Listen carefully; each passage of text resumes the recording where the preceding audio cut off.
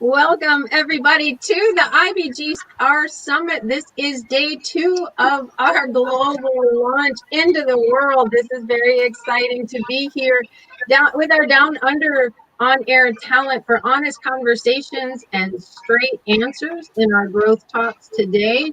This is, again, the IBGR World Summit. I'm Donna Cundy, and joining me is William Eastman, the other half of IBGR Network. And then we have our Down Unders, our Aussies, our most amazing on-air talent, Ali Nitschke, Rick Carter, and Lisa Askwith. And this is actually our 4th session of the summit so far since we launched on day 1.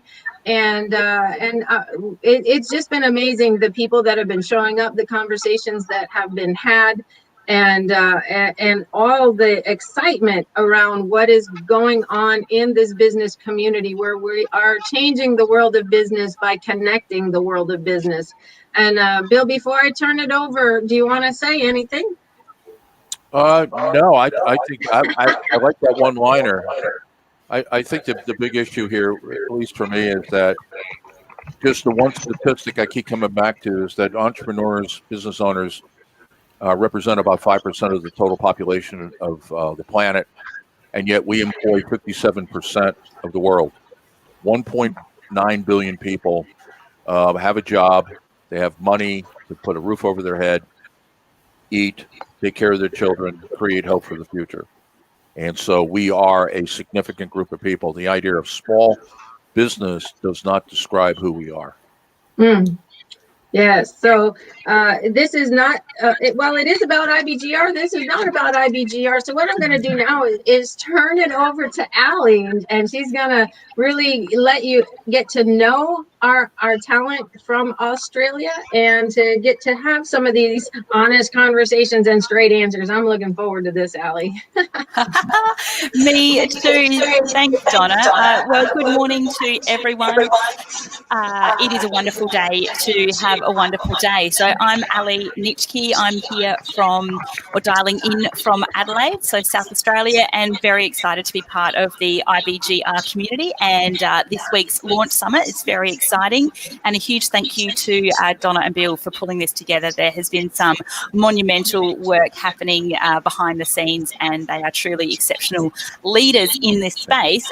So as Donna mentioned, we are part of the Austalasian talent, and there's over 30 on-air talents around the world, which is something pretty exceptional to be a part of, especially if you're familiar with Adelaide. It's quite small in the scheme of things. And before we get too far into it, I'd just like to introduce you to Rick Carter, who is another Aussie. Rick, are you able to introduce yourself, talk a little bit about who you are, where your business is, what your business is about? Ali, one of my favourite topics. I'm more than happy to talk about it myself. I've been in the entrepreneurial space for a long time. As you can tell from my beard, I've been around the block a few times. I started, I guess, in a paid time for a bank and working for a motor manufacturer, and then had an opportunity to get involved with the business.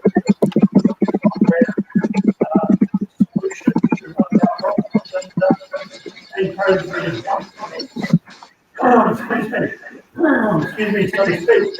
And I've worked with innovators for all of my life.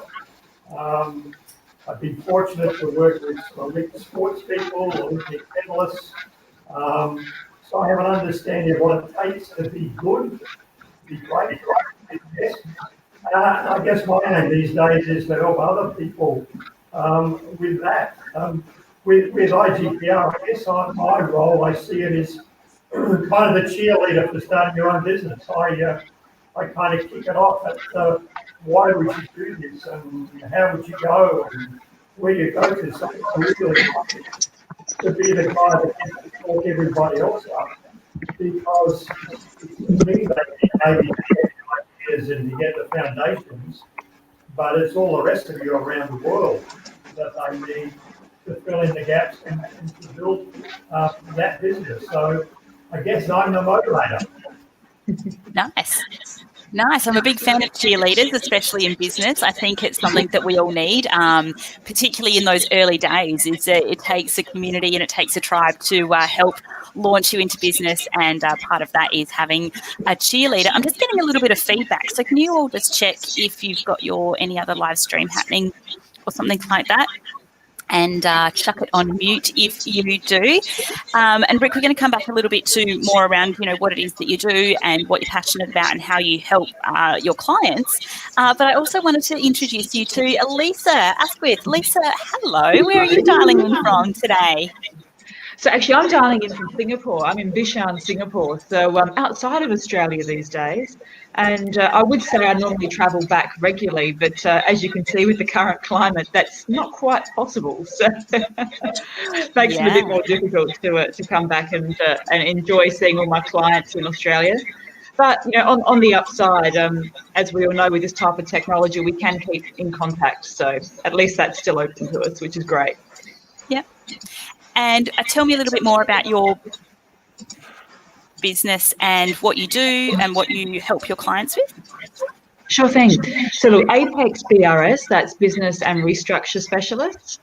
We help clients with a whole broad spectrum of the issues they find in their business, but we have a particularly passionate focus on people management and leadership, and getting your business right, getting it sustainable through engaging your people for success. To us, that's just really important because we can put all the strategies, all the ideas, we can help implement. But if the people don't want to do that, if they're not engaged, if they don't like the leadership, if they don't feel like they have a career in the company or the company is just taking and not giving, the business never really works well. They might get a bit of short-term success and a quick turnaround, but then it all falls over again. So our focus really is going in and finding those breakpoints, finding those gaps, fixing them, and then helping the people engage with the business. Sorry, Ali, can you hear me okay? Because I can hear there's a lot of background feedback there. Yeah, fantastic. Yeah, I can. I think there's just a little bit of we've got a little bit of background noise. What we might do is actually just all mute, and then we can come off mute when we're talking to see if we can cut out wherever that feedback is coming from. I think that would be really good. So if you guys can just mute, and I'll throw some questions at you, and then unmute to answer that would be really good. So Donna, you did a beautiful intro about IBGR, but can you tell us a little bit about you and I guess your show, what it's all about, when you're on? Yes, I would love to. Thank you for that. My show is Loving the Journey, and that is my personal philosophy in life. Every time we go through life, we think when we start something new that it's going to be a direct line, that we're going to go from here to there, straight line, and it never is. There's always speed bumps, there's always detours, and what I have learned to do whenever I run into that is to just learn from it. When I find the lesson in it, then I know I can move forward. And when I get to those speed bumps, it's about really just taking that loving approach to say, what am I to learn in this? Why is this showing up? And so on my show, I talk to startups, and it is on Fridays in the North American market at 1 p.m. And the tone of the show, or what the flavor is for the season, is really getting that business owner into the mindset of becoming a CEO, becoming a leader of a larger organization, and launching their product or service into the world, and all that it takes to do that. It's not the how-tos. Monday through Thursday is how to set up a marketing campaign, how to set up your operations, how. On Friday, we're really talking about how do you manage it? What are you looking for? How will you know if it's working? And so that is really the summation of my show that I do. That's the one that I do that I want to claim. You'll hear me on IBGR just about every day of the week, though. Yes, you've definitely had a little piece of all of the segments and days, I think, from inception right through to now. And I think that that's absolutely amazing when we start thinking that, you know, IBGR Network is streaming 24/7 around the world across 4 different time zones. It's truly phenomenal. Now, Rick, you've got a similar, I guess, focus with your show. Can you talk a little bit around your show, when it is, what's it about, and what's in store for us for season 3?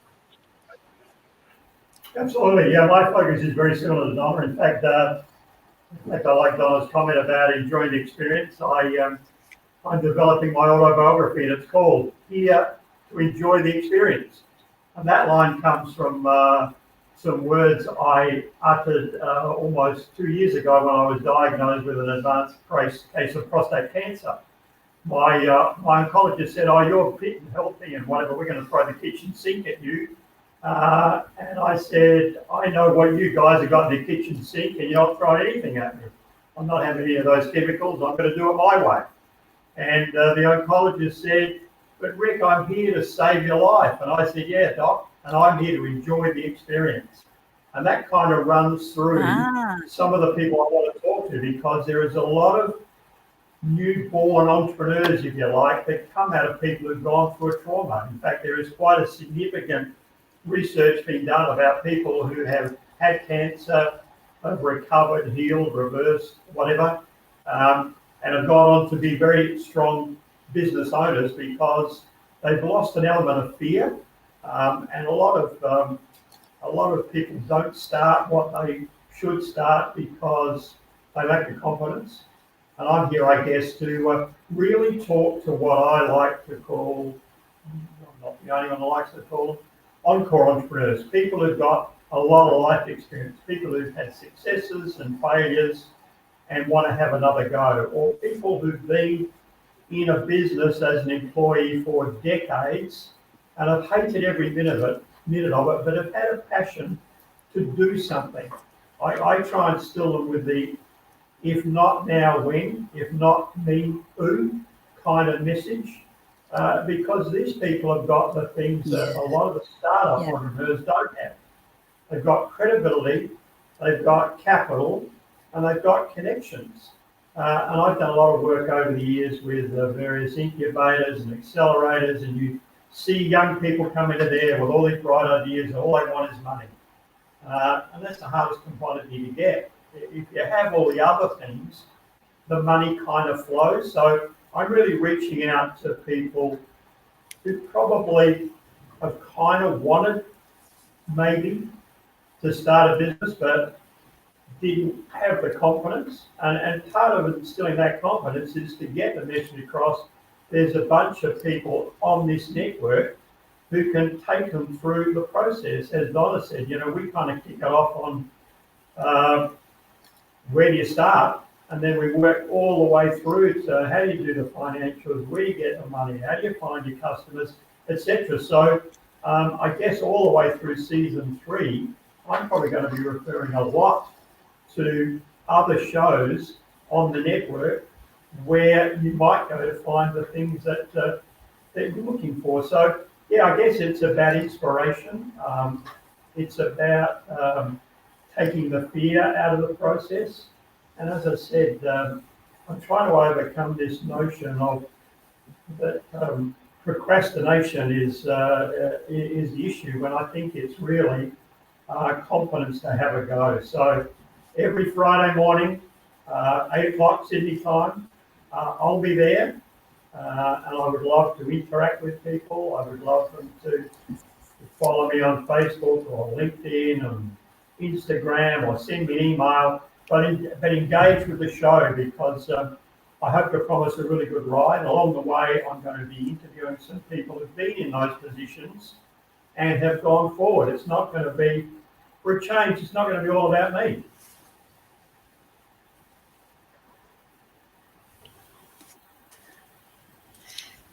Very good. I love that. I actually haven't heard the term encore entrepreneur, and I love it. I think that there are so many entrepreneurs, as you said, out there that have been in the hamster wheel for decade after decade. And I know I've got a few in my network, and their motto is like, it's never too late, and they are doing some absolutely remarkable things in the entrepreneurial space because they, you know, were against a brick wall and a hard place, and we're like, you know what, I need to just back myself and go all in. I've had this idea for such a long time, and I'm worth it, and I'm going to give this a red hot go, and I've got, you know, a lot of wisdom to share and a lot of knowledge to share and share with the world. And I think that it's absolutely phenomenal and a completely different perspective as well. So I will definitely be tuning in on Fridays at 8 a.m. Sydney time or 7:30 a.m. Adelaide time. And just to touch on what both Donna and Rick said, is something that's really unique about IBGR Network is each day of the week has a different theme to it. So if you are in business and you are looking to grow your business, we've got each day has a different theme. So on Mondays is our finance day, or the F day. Is it called F day? Not sure. That's probably a bit rude. Finance day, where we talk all things finance, budgets, and getting the monetary side of your business in order. So that's all day Monday across 4 different time zones, which is pretty cool. And then on Tuesday, it's all about operations. So how are you actually going to get the cogs turning in the right direction and setting up the operational part of your business. On Wednesdays, we've got marketing, and I know that there's a large representation within Australia and the Australasia market around marketing that are local here to Adelaide. But it's, you know, how do you market your business? What's your marketing strategy? How do you actually use marketing to elevate your business, which we know is so important. And then on Thursdays, we've got our people stream. So how do you look after your teams, look after the people part of business?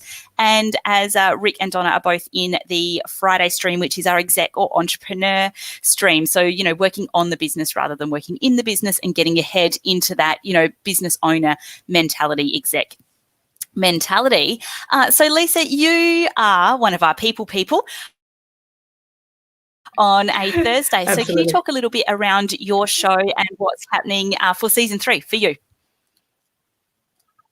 Certainly. Yeah, season 3 is going to be very exciting. The good thing about the people side of the business is it's through the whole business. It's not a separate stream, and it really has to link into every other single part of the business and what all the other hosts are doing throughout the week to make a business viable, sustainable, and successful.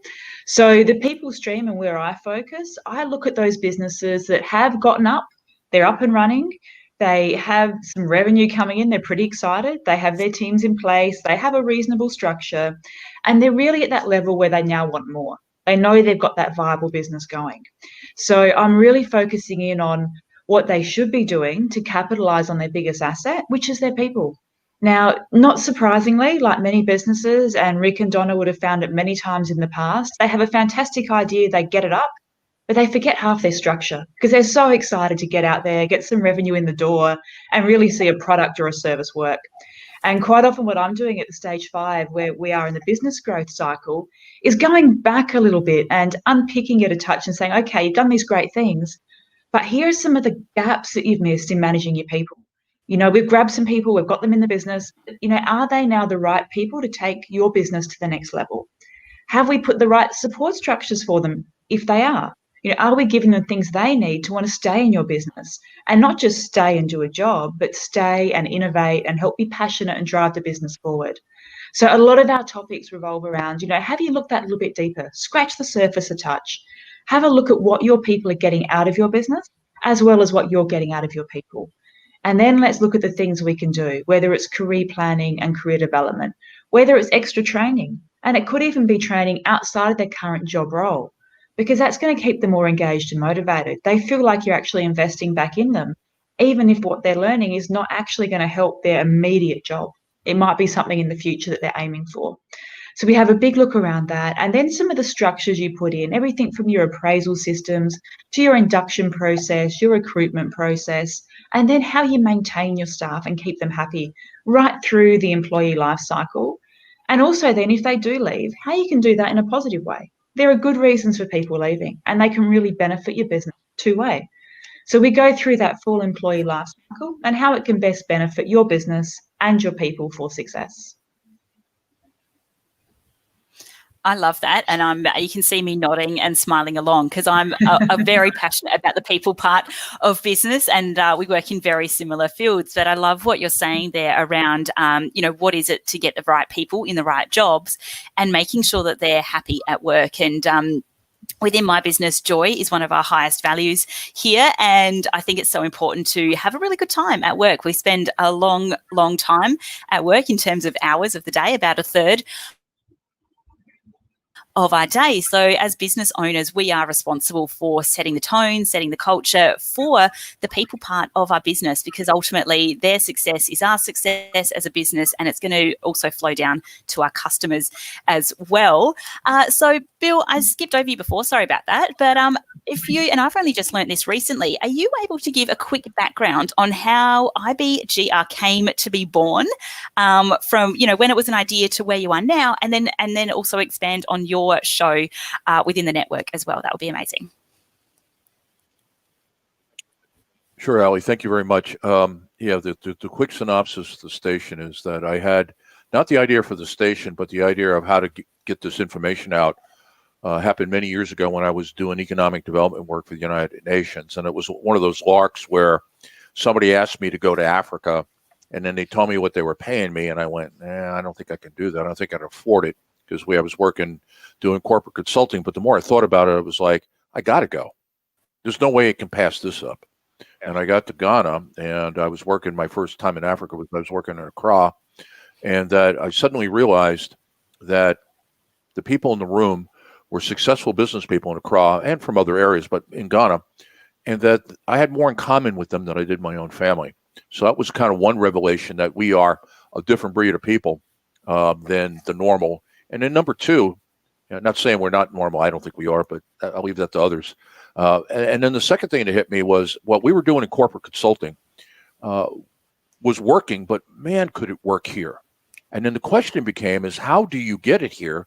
Because, you know, the big corporate consulting model is you sell brains and you manage calendars.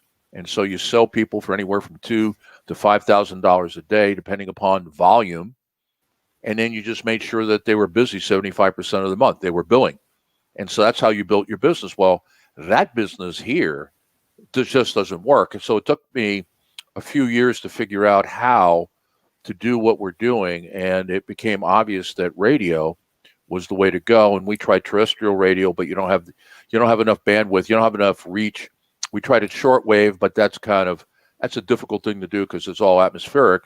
So we decided to start a radio station where the internet was the tower. See, we are on the internet. We're not an internet company. We're a radio station. But I can either have the local government tell me I can only broadcast 50 square miles, or I can get on the internet and be in, Donna, how many countries? 131 as of today. Okay, well, you know, I over couldn't get in 131 counties in the U.S., and now we're in 131 countries. So that's how it started. And so the idea now was to take all the things that we have learned and all of you've learned, you know, kind of this collective expertise about how to start, grow, and if somebody's looking to sell, exit the business, and how do we put it in the hands of the people who absolutely have to have it.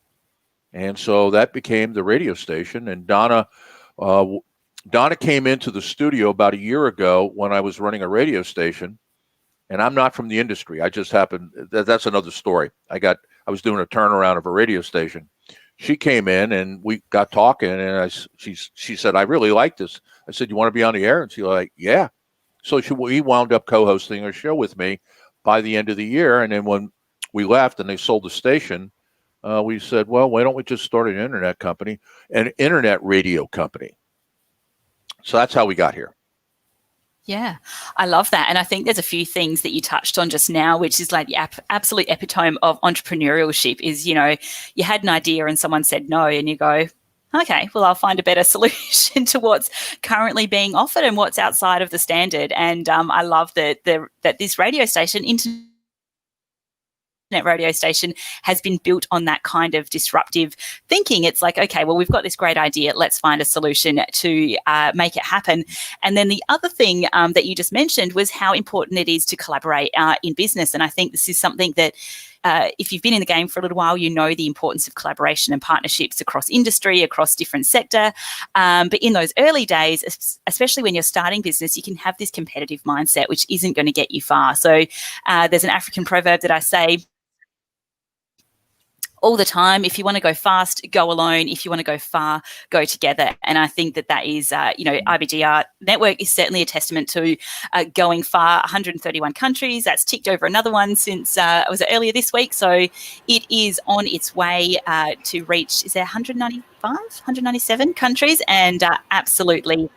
195, we're in two-thirds. Yeah. We're So it's a two-thirds. massive amount of countries. Yeah. Cool. I don't think there's many places that are saying that, perhaps maybe the Olympics, but that's for another 4 years' time to have that conversation. So, Rick, can you share a little bit more around when you started your business? And I love this Encore Entrepreneur title. I think it's amazing. Can you talk a little bit around what were some of your biggest hurdles or stumbling blocks or the things that you actually had to get over to be able to start your own business? Well, given I'm also in a business with Lisa will probably attest that. Well, that I'm a pretty good finisher, I'm a pretty good inspirer, but I'm absolutely awful at I'm a pretty good starter, but I'm an awful finisher. And that's one of the benefits I'm going to see around IBGR is I've got lots of finishers to work with. So I think the biggest stumbling block is getting over that initial enthusiasm. And also, it's all about having people as a sounding board who can keep you on the right track. It's very easy for us to continue to listen to the voice in our head, which generally tells us what we want to hear, when in fact we should be listening to the people that sometimes tell us what we don't want to know. And therefore, I think the first thing you probably should do is have a skills audit of, what are you good at and what do you need around you? And I guess over the years I've developed that knack of being able to bring the bits together and help them all work together. In fact, one of my partners here in Moonshots, which is a business accelerator, we're aiming to bring businesses in and grow them, not 10%, grow them 10 times. We're looking for big, bold, crazy ideas. My partner here, Shane Ying, who's one of, he was Australian Entrepreneur of the Year a few years ago, said to me recently, you are probably the best connector of people I've ever worked with, but you're absolutely terrible, absolutely dreadful at focus and concentrating on just one thing. And I think that's a real problem that most of us in business have. Not to be distracted by this could be a bit better, this could be another way. It's set the path, have the team around you that keeps you on the right path. But having done that, not be frightened to pivot, to digress a little bit or whatever. And above all, don't be thrown by a failure. I mean, sadly, we come from a school system that's about right and wrong. It's about pass and fail. It's about knowing the answers, not knowing the questions. And I think in business, it's absolutely opposite. One of my very good clients, who's very entrepreneurial himself, came to Australia as a refugee from Pakistan many years ago and has built a multi-billion dollar business from becoming a taxi driver. He says that you're in any room, even if you can't see the door, it's there somewhere. So if you walk up to the wall and the door doesn't open, move to the right and keep doing it and keep doing it and do it 20 times until the door opens. After 20 times, maybe you are in the wrong room and maybe there is no door. And I think that's the problem with a lot of people in business, and I think we've seen it through the pandemic. The first side of problems, a lot of businesses just shut down. Their cash flow wasn't there, they didn't know what to do, and now we see a lot that have gone through and are thriving and have built a new business. A friend of mine was the head chef at one of the better restaurants in Adelaide, which shut down. So he went out and bought a pasta manufacturing company, and he set up a home delivery business delivering gourmet pasta. Now that the restaurant he was head chef has come back to life, he's not come back because he's gone off and followed a passion. And I think that's really that's my message to people is, no matter how bad times get, always be prepared to leverage whatever it is you've got. And if you know what your skills are, you can go somewhere. But if you've got a single dimension, then you're gonna struggle. So yeah, I guess my message is always work with people who are prepared to tell you what you don't want to hear. So Ali, we've heard a lot about everyone else. What about the Ali Nitschke? Thank you. Yes. So my business is called Made for More, and it kind of was born out of a time when I've got 4 young kids, 4 boys under 7, and I remember, being on maternity leave, which we're very lucky here in Australia to have extended maternity leave, and I was there, with the napping and the diaper changing and the milk and everything else. And I was just thinking, oh, for God's sakes, I love my children, but geez, I am not really at my maximum capacity, which is where I wanted to be, and ended up sobbing to my husband one day that I was made for more than just this, and I'm not made out to be a housewife. And so then I started Made for More, and it's been, John is laughing, and it's been onwards and upwards since then. And as I mentioned earlier, one of the areas that I'm so passionate about is people. I've worked with leaders, and as a leader for 15 years, and I think that leaders are the heart of a lot of business. And yes, I think we'll argue about this. Finance is very important. Operations is very important. Marketing is very important. I'll put my people hat on and say that people are, as Lisa mentioned, the most valuable asset within your business. They're also the most expensive.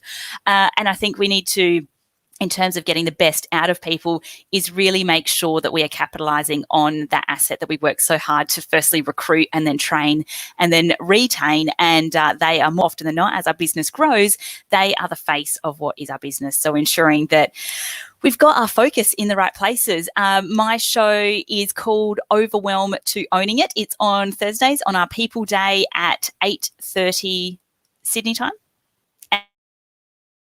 And I talk a lot around leadership mindset. So in those early days in business, a lot of it is particularly entrepreneurs have come from some kind of corporate background or traditional learning, whether it's through school and that adage of go to school, go to college, go to uni, get a job, work until you retire, and then be happy at 65, 75. There's a lot of conditioning that we need to undo as entrepreneurs, and a lot of that comes with mindset. So my show, Overwhelm to Owning It, is around putting your leadership hat on from for yourself, not just so much leading your team, but what does it mean to step into your space as a business owner? What is the itty bitty committee that's in your mind that's derailing you? One of the things I'm most known for here in Adelaide is courageous conversations. And that's essentially, having those tough conversations, whether it's with yourself and saying, you need to just go out there and get on with it. And I think something you touched on earlier, Rick, is around, that failure. We're conditioned to think, if we don't pass, then it's a fail. Whereas if you start looking at it from an entrepreneurial perspective, we start looking at failure as feedback. Okay, well, that didn't work. What do I need to tweak? What do I need to, dare I say it, pivot and reposition to be able to, I guess, make the best of what I've got, work with what you've got when you can. And I think in this day and age where we're so used to instant gratification, we can get information at the touch of a finger. We can, go to fast food. We can get food anywhere. We are conditioned that if something doesn't work, then therefore it's not worth it. Whereas in fact, the entrepreneurial journey is for the disruptors, the ones that want to make a massive impact, that don't want to follow along with the status quo, and have big ideas and want to have some massive impact. I know that that's certainly what we're about within my business. So yeah, I think failure is definitely not failure. We look at it as feedback. And Lisa, tell me a little bit more about when you started your business. You mentioned, or Rick mentioned, that you're in partnership together. Can you tell me a little bit around when you first started your company? What were some of the stumbling blocks that you came up against, or what are you coming up against now? Okay, so yeah, it's going back a bit now. Gosh, that's over 10 years ago. So I had an interesting start to being an entrepreneur. I was one of those people who worked in the corporate space at a very high level for quite a long time. And I'd always recognised the value of getting extra training. I was lucky to be in big companies like Johnson & Johnson, who they throw training at you. There's a whole smorgasbord of everything you could possibly train on, whether it be cross-border sales, whether it be distribution, management, sales streams, finance, HR. It's all open for you, as well as leadership training. They were very progressive in training their leaders very early on and recognising we needed leaders, not just managers in a business. So I capitalised on a lot of that. And during that process, I was working with a lot of companies in Australia particularly who had sites all around Australia. They were in the retail pharmacy field, and they could see all of the big things I was doing for the big pharmaceutical companies and basically the money I was making them, because then they're not silly. These people have been in business for a while. They can add up the dollars and cents. And they kept saying to me, look, we can see what you're doing here. Our businesses need that help too. I mean, yes, they're only a few hundred million, not a few billion, but they're still big businesses that need help. And some of them were more towards the startup end, so under the 50 million space as well. And at that point in time, I couldn't just get up and leave a corporate job and start consulting, because there's kind of a conflict of interest there, because half of them were my clients. So there's a whole heap of issues I had to navigate. So for me, I guess the initial stumbling block was, do I want to do this? Do I want to leave my corporate safety blanket? As much as I had a real passion for making businesses work and working with the people to achieve that success, there is that scary first step. So I did take a little while to think on it, and I started to put together my plan, which I'm sure Donna and Rick would be thrilled to hear. I did put a strategy in place first. I did put my pillars down. I did know what the business should look like. Perfect world, of course, until you hit that challenge point. And so I got all that prepared in the background, and I got to that stage in my life where I was on and off a plane every week or every 2 weeks. But I decided I also wanted to have children, which when you're on and off a plane every couple of weeks is a really hard thing to achieve. So after sitting down with my husband as well as my clients and saying, are you serious about this? Do you really want me to come in and consult for you?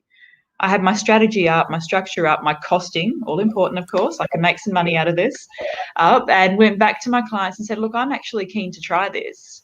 Let's have a look at the type of projects that you're looking at. So I, sourced out my area, made sure I had my space, and sure enough, they were available. And literally within a couple of weeks of leaving that corporate space, I was in my ex-clients' offices by then, and starting new projects. And they were massive scope projects. Some of them were full restructures to really rebuild a business that had run well for 30 years, but it started to do that downward slide because the key aspects of connecting all the different parts of the business had been messed. So they'd missed their people connection. So really rebuilding it and getting that business back up to where it was. So for me, I think I was very lucky compared to a lot of people who start businesses in that I had a willing client base asking for help. I didn't have to just go out and source. So I think for me, the stumbling blocks or the whole black points came a couple of years in when I started to need to look for more clients. And that's where I went back to my roots and really worked on my networking. And I think as everyone would tell an entrepreneur, go back. Your clients are your biggest advocates. If you've done something good for them, ask for their feedback. And I think we as people, we hold back. We don't like to ask for praise. We feel a bit scared about that. And so I really had to get over my internal barrier there and my conditioning of saying, would you mind giving me a referral? Can you tell me a bit more about what I've done for you? And it was amazing how quickly that changed the direction of my business, because these business owners, and some of the big ones where they are in that $100 million space, lots of their friends happen to be business owners. And lots of those business owners have similar issues to what the people I worked with had. So very quickly my name got passed around Australia, and that increased my exposure, but it also meant I started going to different industries. So I moved out of my medical background, my pharmaceutical background, and I started moving into engineering, accounting, and all these other areas. And that for me was really exciting, because as someone who focuses on engaging your people for success, you start to see that it doesn't matter what the business is, those core needs are still there because they're still people. So you can really go into any type of business and make massive change that is positive once you understand that process. So for me, that was my journey through becoming an entrepreneur over 10 years ago. And as Rick mentioned, along the way, we've bumped into each other. We're both Adelaide based. And I've helped him with a company that's founded out of Singapore, because now that I'm based in Singapore, you need a local resident director to look after the business. So, the networks work. Different businesses supporting each other, going out there and helping makes a massive difference for everyone. So I hope that gives you a bit of an overview of my journey and where I'm going. Yeah, I think it's amazing, firstly, that you had such a strong foundation in place. I think that's a step that we miss often as entrepreneurs, is we're so ready to get into it and hit the pavement that you kind of forget that structure. And I think with the topics that you talk about in your show on Thursdays, that's certainly true when it comes to the people part of it as well. You know, if you don't have some kind of idea of where you're going, it's a lot harder to backtrack and sort and fix things, as opposed to having some really great structures and foundations in place early on. And certainly when I talk to businesses, what are you doing there, Rick? First attempt in learning. Do you want to talk a little bit about that? That's my definition of fail. Oh, okay. I'll read that again. First attempt in learning. I love it. I'm like, what are you? What are you up to? We do meet. So have you got? I guess. I mean, I think. Say again. Expect the unexpected with me.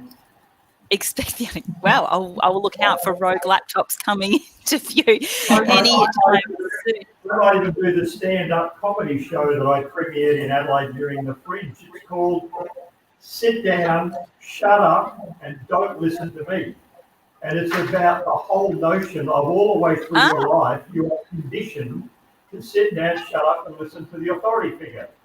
Whether that's the parent, the teacher, the doctor, the boss, and we've really got to get out of that. You know, people have got to get out of that notion that there is one expert and whatever they say, I'm just some kind of sheep and I just go along with it. And people who follow me on Facebook would know that I'm really passionate about being a non-conformist, bordering on conspiracy theorist at times.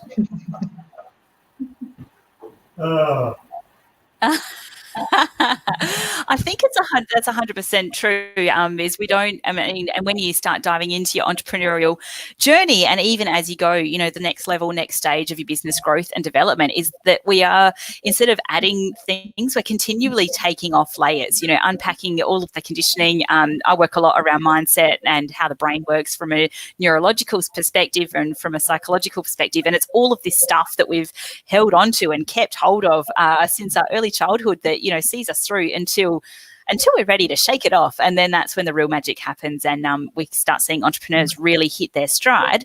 And I think it's safe to say that this year has been, you know, probably one of the most disruptive in business, both businesses that have had to, going to say it again, pivot and reposition themselves and think about, I mean, I work in a service-based business, you know, think about delivery. We're now talking on internet radio via Facebook on a platform that didn't exist not too long ago.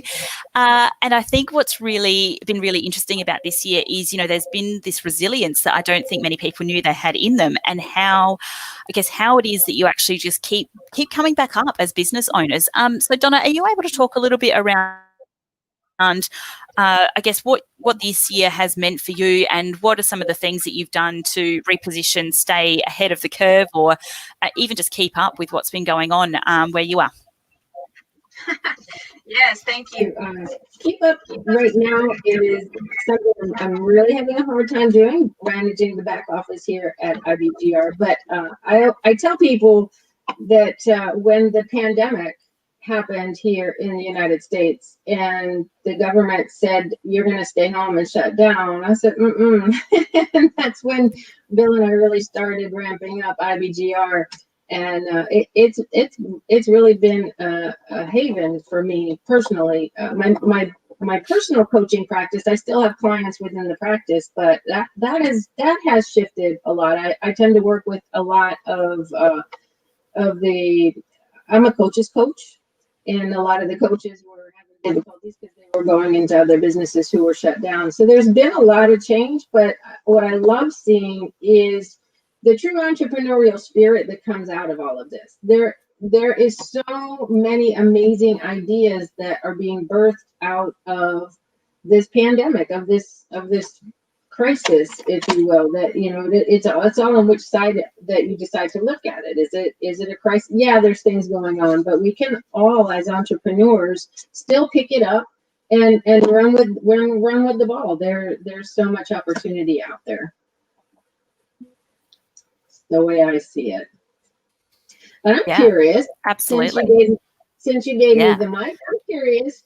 What is it that has attracted you to IBGR? Why have you decided to host with us? What is it about IBGR that the listeners should know that they might not get just by swinging over to our website or listening to us on Facebook? Oh, this is a good question, and feel free to jump in. Go for it, Rick. It's all the boxes because just the name itself, it's international, it's about business, it's about growth, and it's radio, which is something that you can do while you're doing something else. You can do while you're in the car, while you're walking, while you're working, while you're surfing the net. So I just think the name itself captures a lot of it. And the other thing, it's more than just this aspect of it. It's the building of a community. It's all the other aspects of being involved, all the news that comes out, all the things that happen above and beyond the radio program. So, you know, in my tag, my program as changing lives, growing businesses, and building communities. And hey, that seems to me like I'm a perfect match.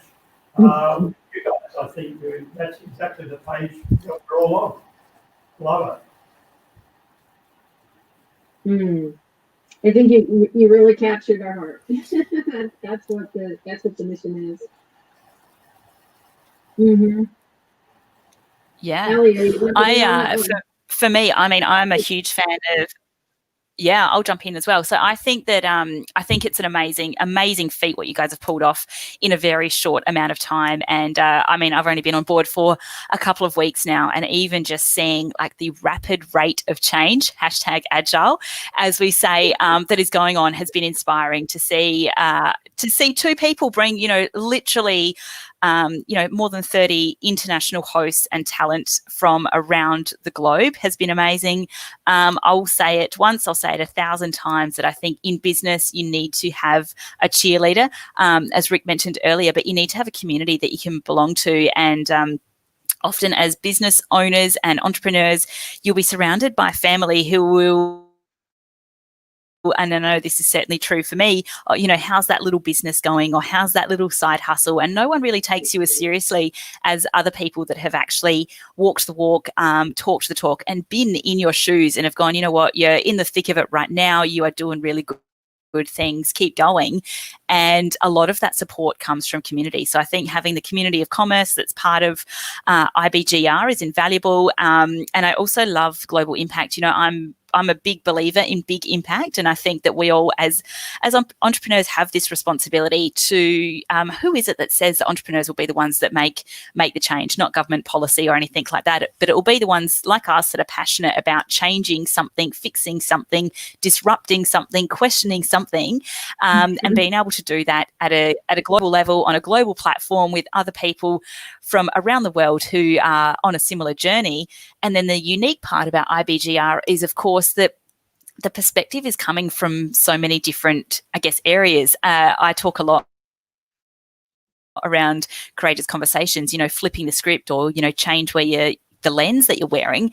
And we're literally hearing from people that are talking on all different stages of business, from industries, from, I think Simone was on earlier, she owns a pub, you know, from a bricks and mortar business to a service-based business. We've got partnerships right now that are international with Lisa and Rick. And I think it's really interesting to take the blinkers off and recognize that business is, you know, far and wide.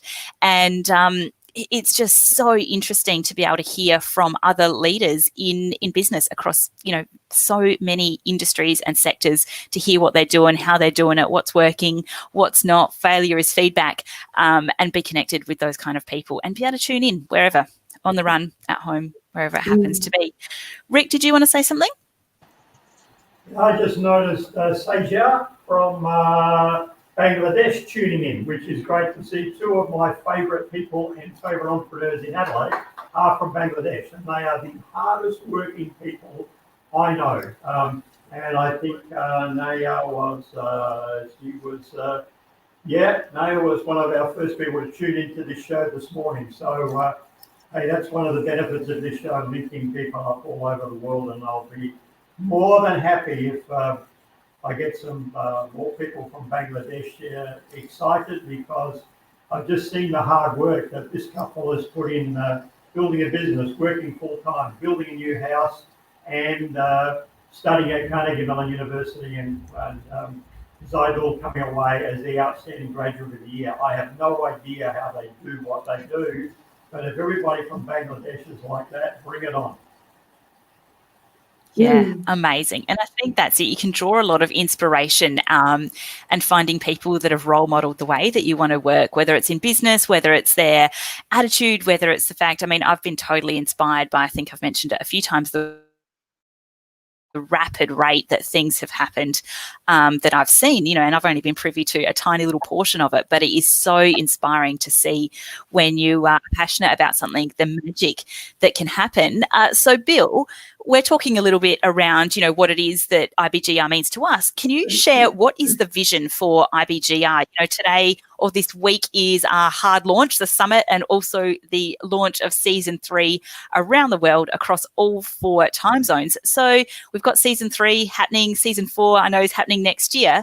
What is the vision? Where are we going? Oh, we're going to come up with or define a brand new model for radio. And so, and what that means is that broadcast radio is dead.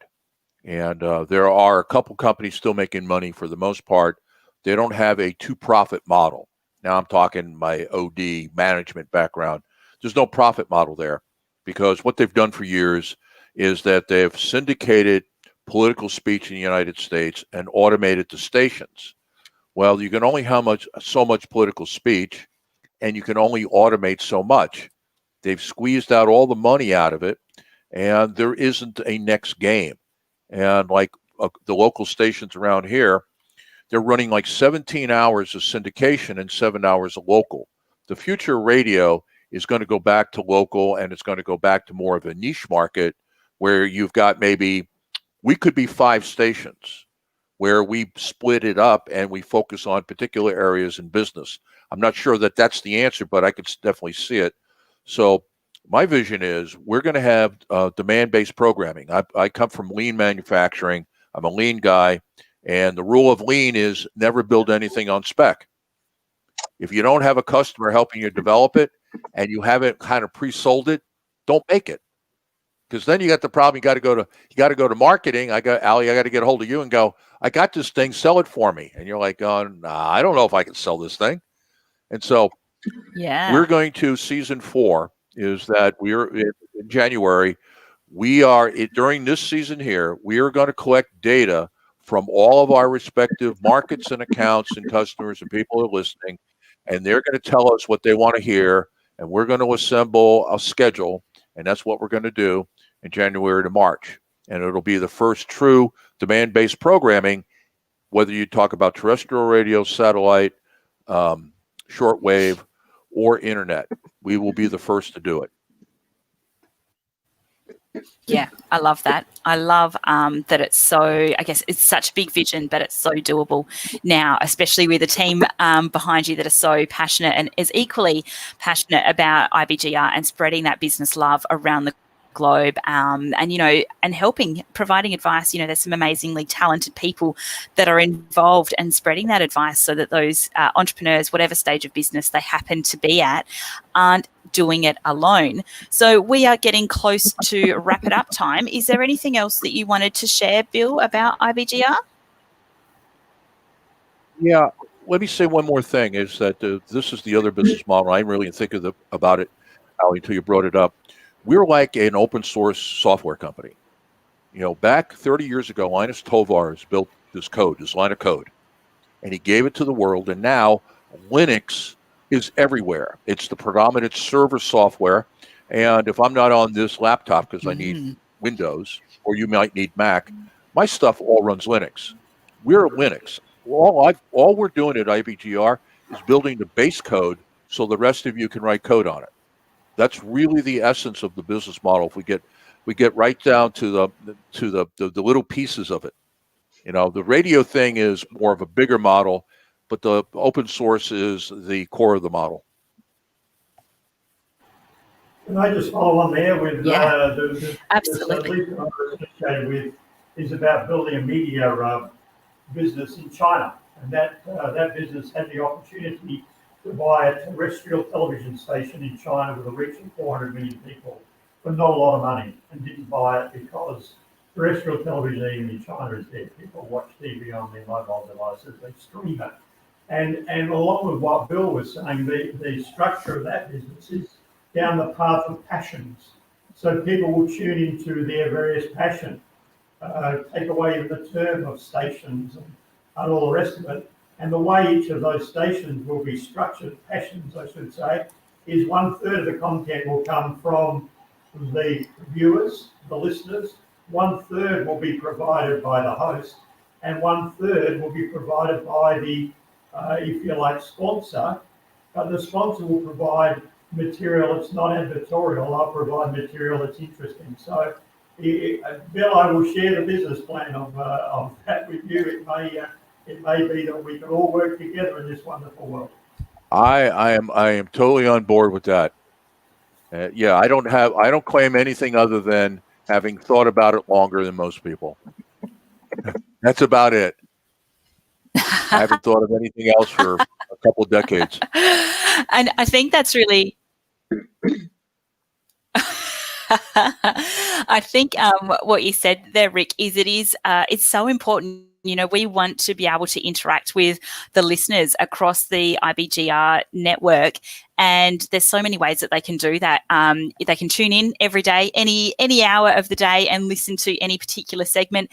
As I mentioned earlier, there are specific themes for each day of the week. So Mondays is Finance Day, Tuesdays is Operation, Wednesday is Marketing, Thursday is People, and Friday is the exec, putting on your exec hat or your entrepreneur hat and working on the business. But you can tune in at any time and listen to any of our amazing on-air talent around the world, which I think is something truly remarkable. So to tune in, it's IBGR.network. There's also, when you are on the website, a pulsating orange question mark as on-air hosts. And I know that this is true for many of the on-air hosts, is we are used to being out and about and we are talking to ourselves, to our laptop. So if you do have any questions, you want to ask anything about the episode that we're talking about or the topic that we're talking about, or if you've got any great ideas of, some of these questions that you're like, what I'd really like to know more about, certainly get in contact with us. You can contact us individually via our show notes, which are also on IBGR.network. For each episode, there is so much work that goes into getting the best information for you for each segment, which goes for an hour. And thank you so much for today's online talent. You get to see the faces behind the voices, which I think is always a little bit quirky because you're never really sure what someone's gonna look like. So thank you so much for your time and input today. I think it's been amazing. You've been listening to the Australasian market segment today, and we've been talking around honest conversations and straight answers. Coming up tomorrow, if you wanted to still tune in live, you can head over to IBGR.networks, it's just IBGR Networks Facebook page. And coming up tomorrow is the South Asian on-air talent, and they're going to be talking local business, global growth. And there is some absolutely sensational talent that will be coming to you live, very much like this, to, introduce you to who it is that you're going to be listening to if you are in that market segment. Does anyone have anything else they want to say before we bid adieu? No, thank you, except nope. I greatly appreciate you moderating this. Oh, no worries. It's been fun. Very cool. All right, guys. Yes. I think we will wrap it up, and I will see you on the airwaves or hear you on the airwaves. And, reach out, contact us if you've got any questions or you want to hear anything specific, and catch you on the flip side. Okay. Thank you. Bye, all. Bye, all. Good night.